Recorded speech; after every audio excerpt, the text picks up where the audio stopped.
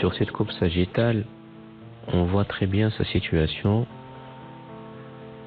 entre l'os maxillaire en avant et le processus ptérygoïde de l'os sphénoïde en arrière.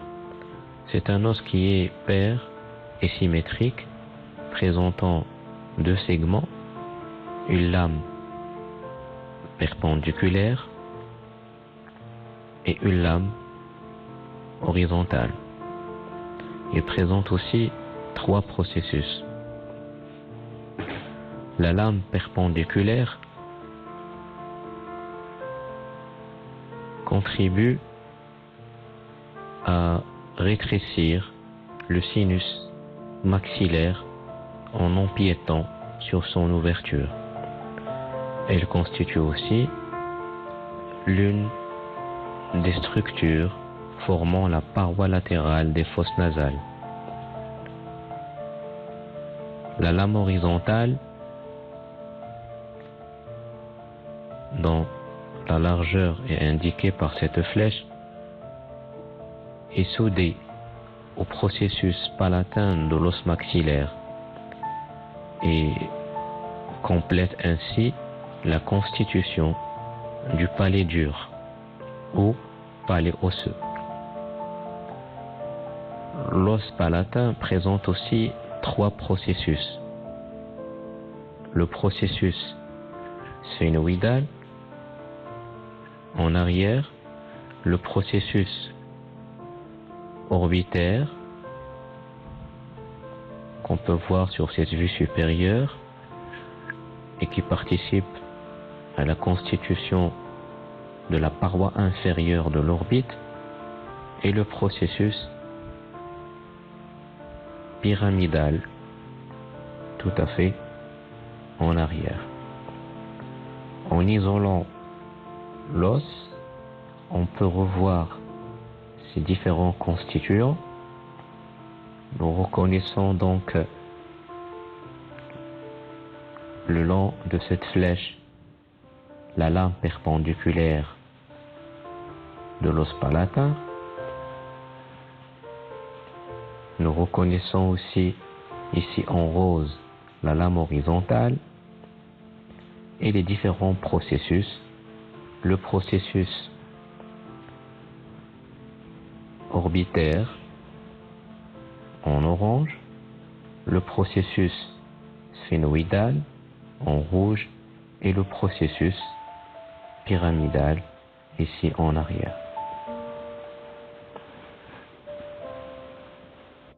Cette vue, on reconnaît parfaitement les différents constituants de l'os palatin. La lame perpendiculaire, la lame horizontale, contribuant à compléter la constitution du palais dur ou palais osseux.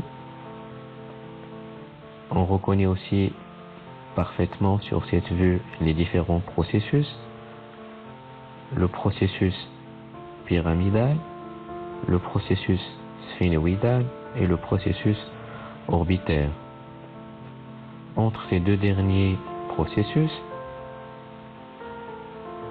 le sphénoïdal et l'orbitaire, existe une fente, dite fente sphénopalatine, où passent les vaisseaux et les nerfs destinés aux fosses nasales.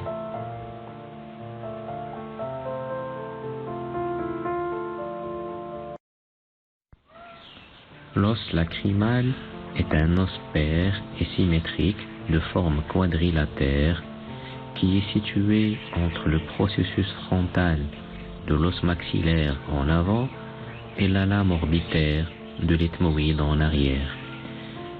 Il présente deux faces, latérale et médiale, et quatre bords, inférieur, antérieur, supérieur et postérieur. Concernant les faces, on va commencer par décrire la face latérale, dite face orbitaire, qui est en fait divisée par une crête longitudinale, dite crête lacrymale postérieure, en deux versants. Un versant postérieur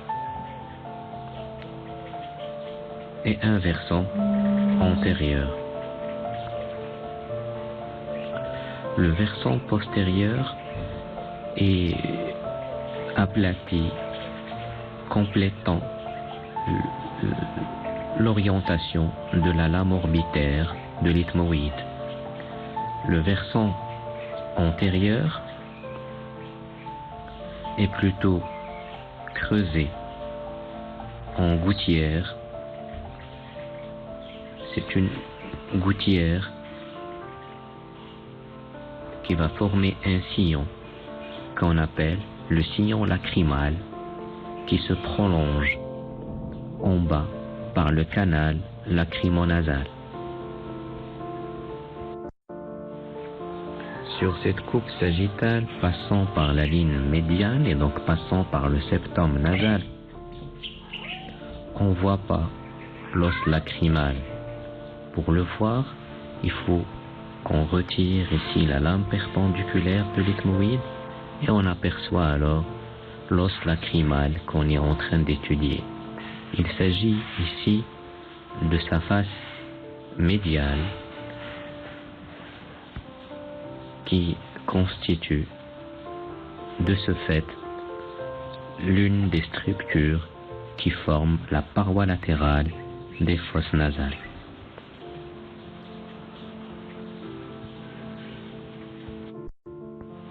En isolant l'os lacrymal, on peut réétudier ses différents constituants. On voit donc sur l'os isolé les différents bords, le bord supérieur, antérieur, inférieur et postérieur, et on peut reconnaître aussi ces différentes faces. Ici, la face donc latérale où on remarque ici en rose le versant antérieur de cette face qui constitue la fosse lacrymale qui se prolonge par le sillon lacrymal puis le canal lacrymonasal. Sur l'autre versant, il s'agit de la face médiane qui constitue l'une des structures de la paroi latérale des fosses nasales. Est le seul os impair du massif facial supérieur. Il est situé parmi les éléments du septum nasal qu'on est en train de délimiter. Ce septum nasal est en fait formé d'éléments auxquels répond le vomer qu'on est en train d'étudier. Il s'agit du cartilage septal, de l'ethmoïde, sa lame perpendiculaire, et du vomer qu'on est justement en train d'étudier. Le vomer présente deux faces, droite et gauche, quatre bords, un bord supérieur, ou plutôt antéro-supérieur, un bord inférieur, un bord postérieur et un bord supérieur. Les faces droite et gauche sont parcourues par des sillons vasculo-nerveux, obliques en bas et en avant. Les plus creusés sont destinés aux vaisseaux et nerfs nasopalatins. Les bords qu'on a déjà cités, au nombre de 4, on va les voir un à un. Concernant le bord inférieur,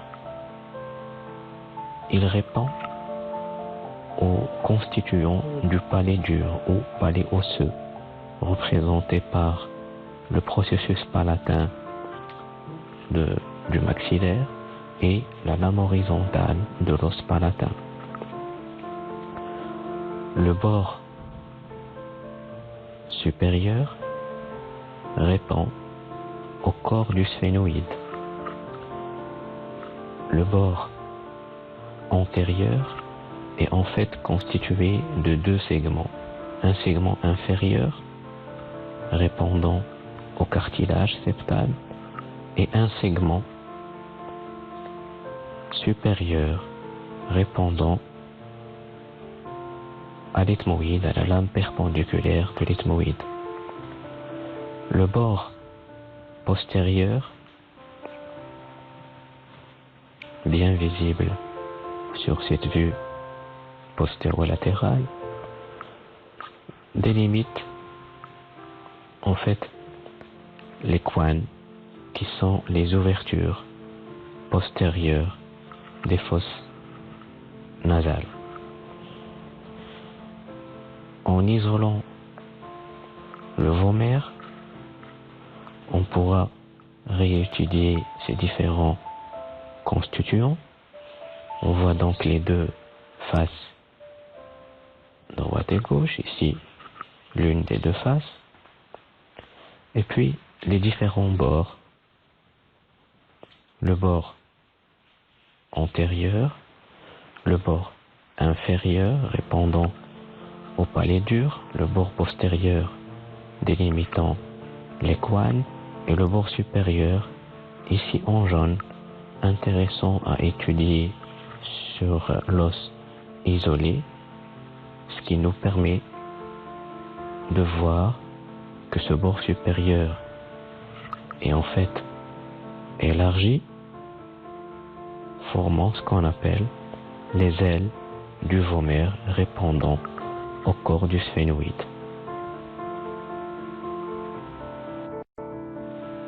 L'os propre du nez, ou os nasal, est un os pair et symétrique qui constitue le squelette osseux du dos du nez.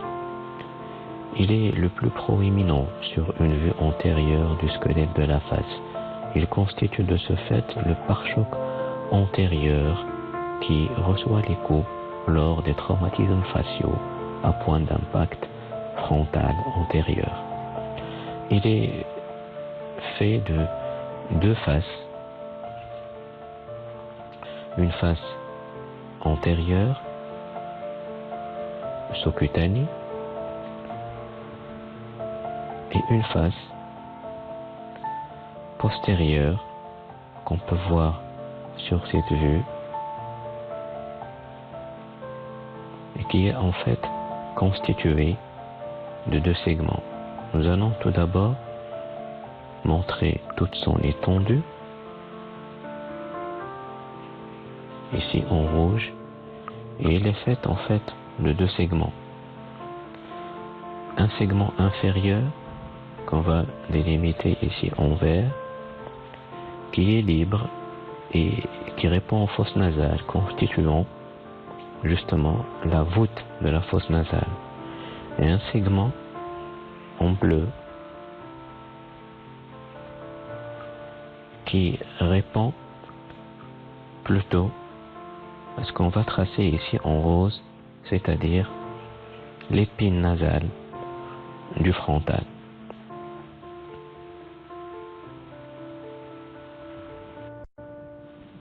Concernant les bords, l'os nasal présente quatre bords.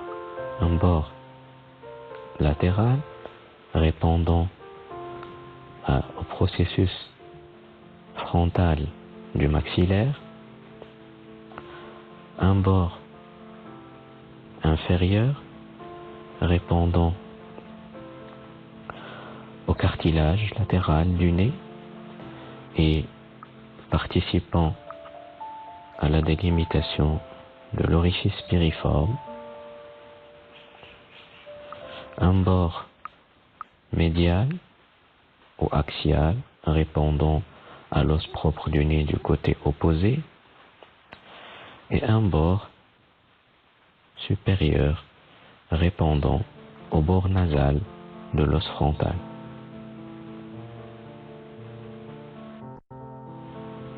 Nous allons étudier maintenant l'os dit cornée nasal inférieur. Contrairement aux autres cornets moyens et supérieurs qui font partie de l'ethmoïde, on voit par exemple ici le cornet nasal moyen faisant partie de l'ethmoïde. Le cornet nasal inférieur qu'on est en train d'étudier est un os séparé. Il présente à décrire en fait deux faces. Une face médiane, convexe, qui répond ou qui regarde vers le septum nasal, et une face latérale, plutôt concave. On peut la voir sur cette vue antérieure et qui délimite le méa nasal inférieur où s'ouvre le canal lacrymonasal. Cet os, le cornet nasal inférieur, présente aussi deux bords. Un bord inférieur, libre, et un bord supérieur qui est en fait articulé à ces deux extrémités, antérieure avec l'os maxillaire et postérieure avec l'os palatin. Ce bord présente aussi trois processus. Un processus antérieur, dit processus lacrymal, un processus postérieur, dit processus ethmoïdal, et un troisième processus qu'on peut voir sur cette vue qui regarde vers le maxillaire et qui sera donc dit processus maxillaire. En isolant l'os, on peut justement réétudier ces différents constituants. On peut voir la face latérale et les trois processus. Le processus antérieur en rose correspondant au processus lacrymal, le processus en rouge correspondant au processus ethmoïdal, et toujours du bord supérieur se détache le processus ici en jaune dit maxillaire. Sur une coupe frontale de l'extrémité céphalique, on peut bien distinguer l'os dit cornet nasal inférieur, où on voit justement ces deux faces, la face médiale qui regarde vers le septum et la face latérale qui regarde vers le maxillaire.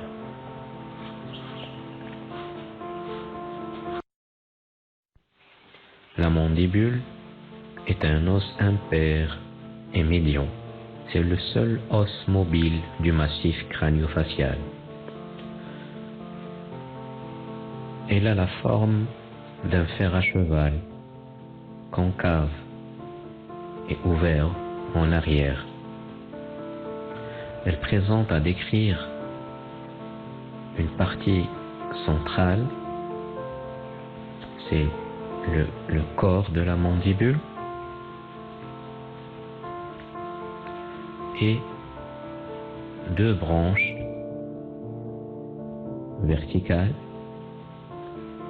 qui sont coudées presque à angle droit par rapport au corps, en nombre de deux, droite et gauche. Sur cette représentation, on reconnaît parfaitement bien les différents constituants de la mandibule. Ici en rose, le corps de la mandibule ou corpus, et en vert, des deux côtés droit et gauche, on reconnaît les branches verticales de la mandibule, encore appelées ramus de la mandibule. Concernant le corps de la mandibule, il présente une face antérieure sous-cutanée qu'on est en train de visionner ici sur le schéma. Et au niveau de cette face, on peut reconnaître une crête verticale médiane qui représente la soudure des deux ébauches primitives de l'os. Plus bas, on reconnaît là en bleu la protubérance mentonnière et encore plus bas les deux tubercules mentonniers.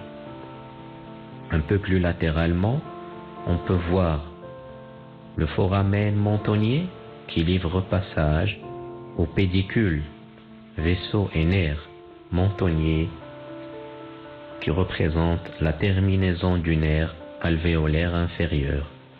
Encore plus latéralement, on peut voir ici en orange la ligne oblique qui représente le site de fixation de tout un ensemble de muscles comme l'abaisseur de l'angle de la lèvre, l'abaisseur de la lèvre inférieure, le muscle carré du menton et le triangulaire.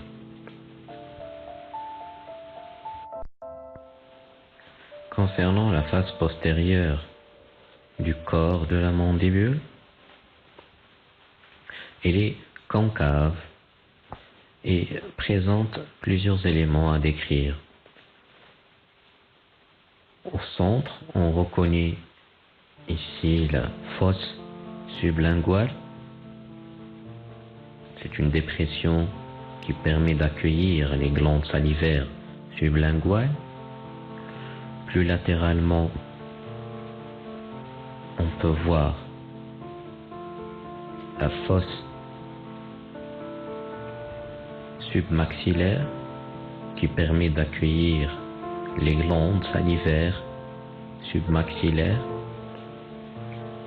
et au-dessous de la fosse sublinguale, le tubercule génien qui donne insertion aux muscles génio-hyoïdien et génioglosse.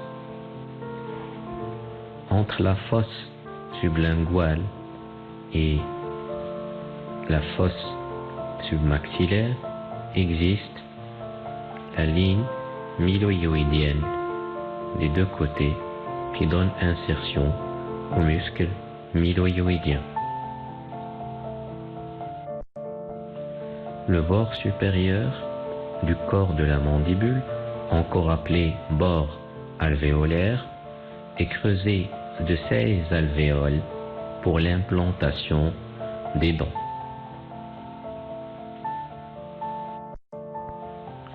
Le bord inférieur est libre, mousse et sous-cutané.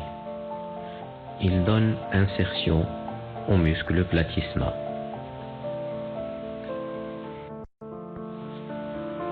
Concernant la branche verticale ou ramus de la mandibule, elle présente deux faces. Une face latérale parcourue par plusieurs crêtes osseuses pour l'insertion du muscle masséter. Elle présente aussi une face médiale où on peut voir plusieurs éléments. Tout d'abord, ici en rose, le foramen mandibulaire par où pénètre le nerf alvéolaire inférieur. Il peut être repéré par l'élément représenté en vert ici, c'est l'épine de Spix ou la lingula. Le chirurgien dentiste arrive à la palper et l'utilise comme repère pour injecter son produit anesthésique et assurer le bloc anesthésique du nerf alvéolaire inférieur. On reconnaît aussi sur cette face médiale le passage du sillon mandibulaire où chemine le nerf alvéolaire inférieur avant de sortir par le foramen mentonnier qu'on a vu sur la face antérieure du corps de la mandibule. La branche verticale ou montante ou ramus de la mandibule présente aussi 4 bords. Un bord antérieur qui se prolonge ici par la ligne oblique, il est tranchant et fin. Un bord postérieur, ici en rose, épais. Un bord inférieur en jaune et un bord supérieur qui présente à décrire plusieurs éléments. Le premier, c'est un processus articulaire qu'on appelle le processus condylaire. Il est supporté par une zone dite col. Le deuxième processus est représenté ici en vert par le processus coronoïde. Il donne insertion au muscle temporal. Entre les deux processus, on parle de l'incisure mandibulaire. Entre la branche verticale ou montante de la mandibule et le corps de la mandibule existe l'angle de la mandibule ou gognon.